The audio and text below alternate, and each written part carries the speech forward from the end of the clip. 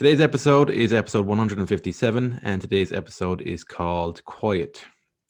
Today I'm going to talk about being quiet because chances are, if you've been listening to this podcast over the last few years, or if you're just new to this podcast, there's a good chance that you are naturally a quieter type of person, and you're somebody who likes thinking about things, who likes exploring the inner world, and who wants to find their way in the world, who wants to find their place in the world, to be comfortable in that, in how you naturally are. I was going to talk about how my perspective on being quiet has shifted over time because I've always been like that, and I've gone through periods of time where I felt like I've tried to become somebody I wasn't, more unconsciously, more so than anything. Even with the personal development space, I found when I got into personal development, how many years back? 5 or 6 years back. I felt like a lot of it was focused on the extrovert. So it would be things like being gregarious, being charismatic, being likable.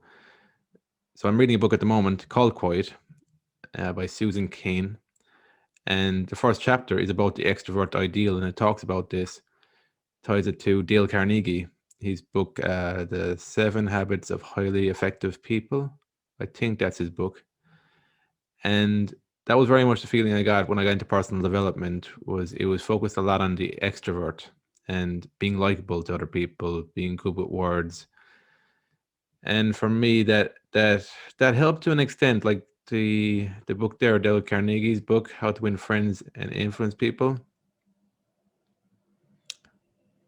Actually, it's How to Win Friends and Influence People. The 7 Habits of Highly Effective People is a different book. I think it's, let me just check that quickly. I think it's Stephen Covey, is it? 7 Habits of Highly Effective. Yeah, Stephen Covey. Yeah. So it was How to Win Friends and Influence People was the Dale Carnegie book. Biggest lesson I learned from that book, wasn't aware of at the time, sounds very simple now, is to use people's name in conversation. When you know somebody's name, to use their name, it's a show of, I guess, show of respect and show that you know who they are. Just, but don't use that as a technique, because you can feel that too when people are using that as a technique. It doesn't feel natural. I found it useful to keep that in mind more in a natural way when I think of somebody's name, to actually use it rather than not using it. That's all I kind of did with that. So naturally, I feel like my nature is to be quiet. I don't talk a lot. I don't talk for the sake of it. You never know it from me doing podcast interview or doing having a podcast and stuff. That's actually my nature. But that's possibly the outlet then I get.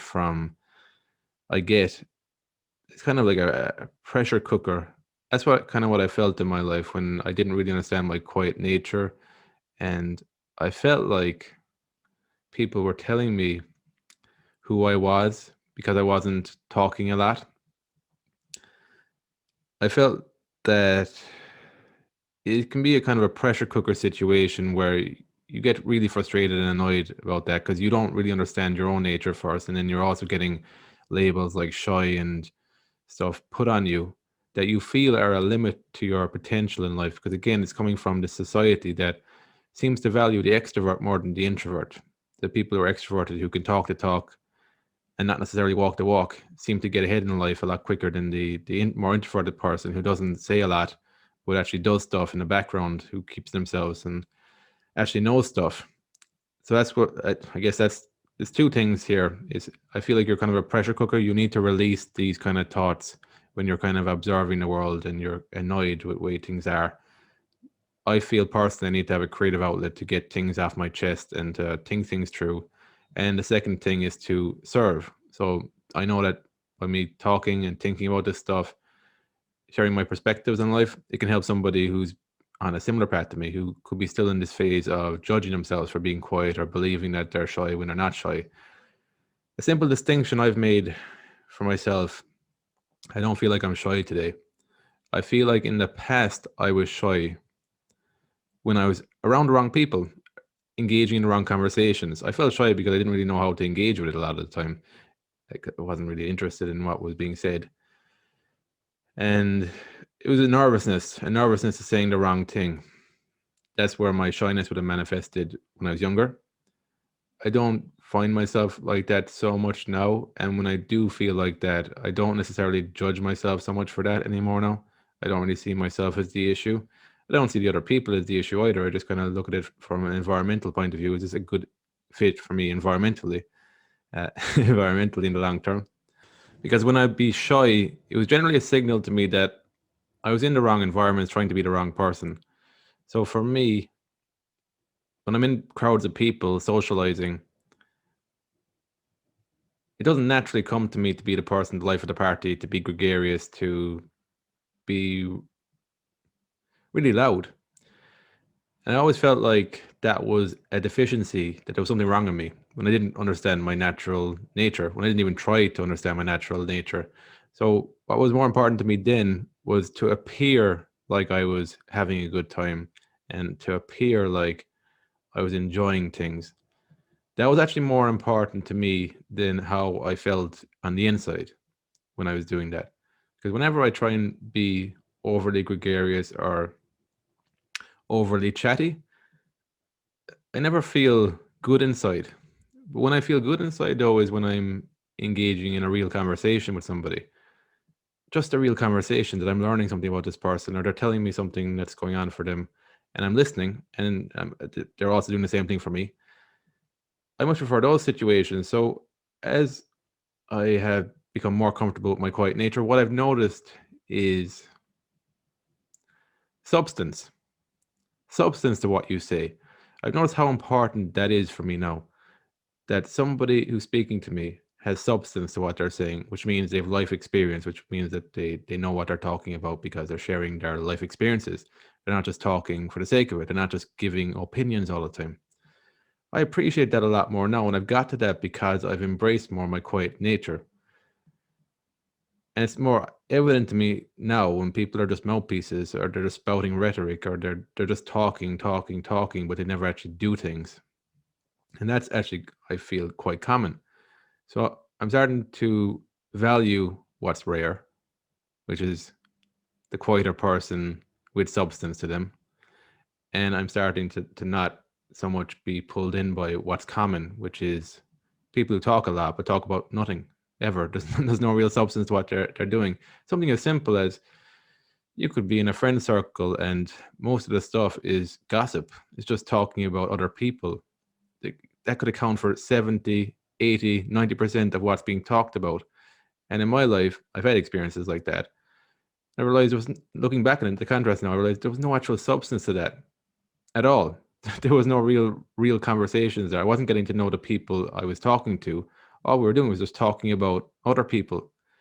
Such a such a waste of time when that takes up most of the conversation. So the substance part, this is the thing. When you value more the substance of what you're saying rather than saying a bunch of words all the time, you start focusing over time more and more on doing things and the action part of things. And you realize how much space the unnecessary talking was taking up.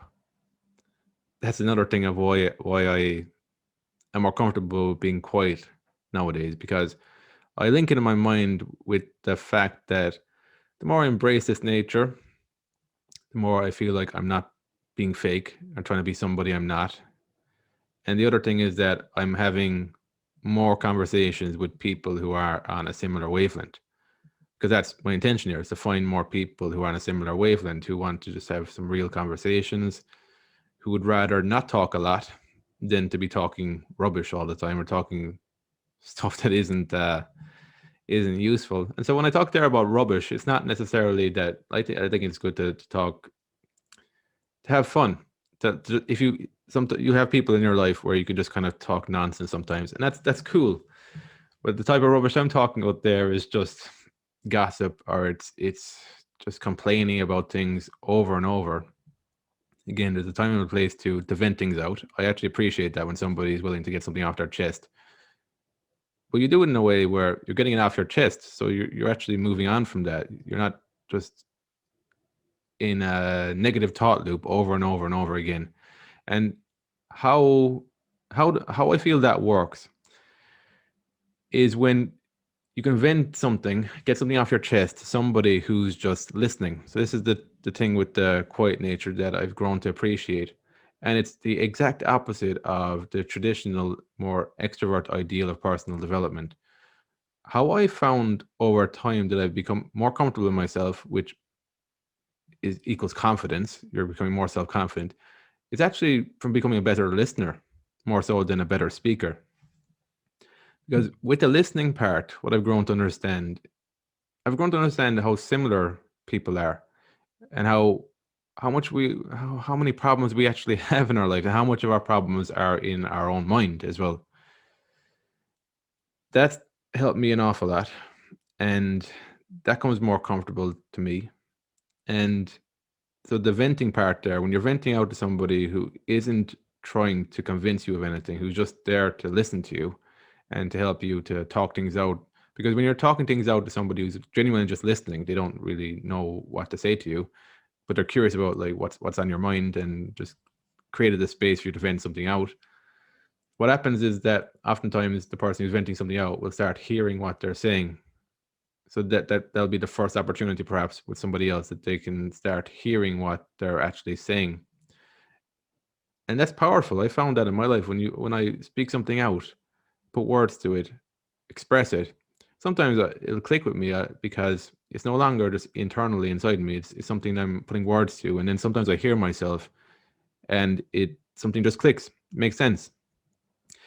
And then once you see something makes sense, you move forward. So you're not in that continuous negative thought cycle, which I feel you can stay inside unconsciously if you don't put words to your situation and if you don't find somebody who actually listens. That's the other thing with people who just talk and talk and talk. There's so many stories inside their head about the way the world is that they're not somebody great to go to if you've got a genuine problem, because they'll try and jump to a solution even if they don't know what the solution is, just for the sake of being seen to be know what their story will be, but being seen to be a person who can solve people's problems. Because that, I think that's the other misconception I had when I started to get into personal development, that I'd reach a stage where I could solve people's problems, know exactly what their problems are. I actually think it's the more I've just focused on myself, be more receptive to seeing life in different ways, and then just creating a space for other people where they can do similar things for themselves, and just listening to people and asking curious questions then, because oftentimes people will have solutions to what I'm going through. They'll have a different perspective on what I'm going through, or they might have similar problems that I've been through, and that I kind of know the process and the direction to be heading in. So sometimes that's actually how I sometimes help people. I have a general sense of the direction they need to move in, but I don't know what their path is. I just know what it feels like. For me, when I know I'm making progress, I always have a sense of more grounding, feeling more connected to myself, feel more at peace, more at ease. And when I go through difficult times, there's a sense of healing from it when I'm moving in the right direction. There's a sense that I'm facing what I'm confronted with, I'm accepting it, acknowledging it, healing from it. When I know I'm moving in the wrong direction is when I'm ignoring something, when I've got the feeling that I'm trying to be somebody I'm not, and that would be linked to an unpeaceful feeling. I wouldn't feel at peace with myself. So there are general types of feelings in it that I'd be on the lookout for whenever I'm moving in the wrong direction, and that's the general process. Then I would see for somebody else. So you don't need to be clear on the specifics. You're just more clear on the general feeling to things. The other thing with the quiet nature that I found very useful now is that I allow my mind to wander then. Like, just even look at the background of if you're watching on YouTube today, the background, the imagery there, it's like of an expanded universe and in a very plain doorway. I think I'm blocking the doorway there at the moment there. But that's what I found from being quiet. There's more of a peacefulness to it. And then you're also okay with letting your mind wander. Well, this has been my experience now. I'm okay with embracing some of the chaos, some of the madness, some of the craziness, just talking things out, not getting things perfect. That's what the quietness has helped me with. Because with the quietness, there's a kind of an inner confidence there where you're not looking for validation from people anymore. I found what's very tricky and difficult is when you're trying to be very creative, letting your mind wander, and then you're trying to get feedback, a validation from other people. That's a very, very slippery slope. But I found that the more I just embrace being quiet, not necessarily looking for validation from anyone, it allows me to just allow my mind to wander more and create things and link things together. So a shift I want to see, a shift that we've been working on, I've been working on with Davey at the moment, is just in the imagery we're creating. I wanted it to be a bit more out there, a bit more trippy. Just finding that balance there between order and chaos, and a balance between the negative and positive emotions. Trying to find that more in what we're doing, and I enjoy doing that. I like doing that, and I feel like it's the quiet nature that helps me to do that more than anything. That's a key component of it for me, anyway. So that's what this episode's been about. It's been a natural part of me. I lost my way at times with the society that I grew up in. I felt like I needed to be more outgoing than I had to be. And it led me to just being in the wrong environments. It led me to judging myself unnecessarily. It led me to astray from being creative, because the last thing you want to do is be creative when you're not actually being yourself, when you're not embracing your quiet nature. If you're a quiet person, if you're not a quiet person, then embrace that other side of yourself. But you'll know, because you'll know it doesn't feel like a pretense. So if you're quiet and more introverted, or if you're more outgoing and more extroverted, even that's a simple distinction in my mind that I don't feel is actually true if you go a bit deeper on it. I feel I'm introverted. My nature is introverted, but I also feel that I'm outgoing with the right people. I've got no problem at all talking to people who I feel are interesting, or that they're genuine and they want to talk to me. I have no problem with that. I can talk to somebody I've never met before and build a rapport quite easily. But what I struggle with, though, is the fakeness and pretense to being in a group. That it's not something that I have a natural ability towards. So I would say that you can be introverted there, you can be outgoing in your own way, but it's really finding your own way with this stuff. There's no black and white things here. There's just, like I said before, there's pointers to point you in where you currently are at. But that's it anyway. That's what I wanted to explore today. Quiet nature of things. Read that book. I'll put a link in the show notes. Quiet by Susan Cain. There's another book I'm reading called Quiet Leadership by Carlo Ancelotti. It's a good book. I'm enjoying reading it so far. A lot of wisdom and knowledge in there. And Carlo, again, is a person who's quite quiet, but he's won a lot of things in the football world. AC Milan, he won a lot of Champions Leagues. With Real Madrid for a while, with Chelsea. So he's got a lot of different experiences. He talks a bit about failure, the natural cycles with his own managerial career. So there's food for thought in that book. And that's it. That's what I want to talk about today. Thanks again for listening, and I will speak to you on the next episode.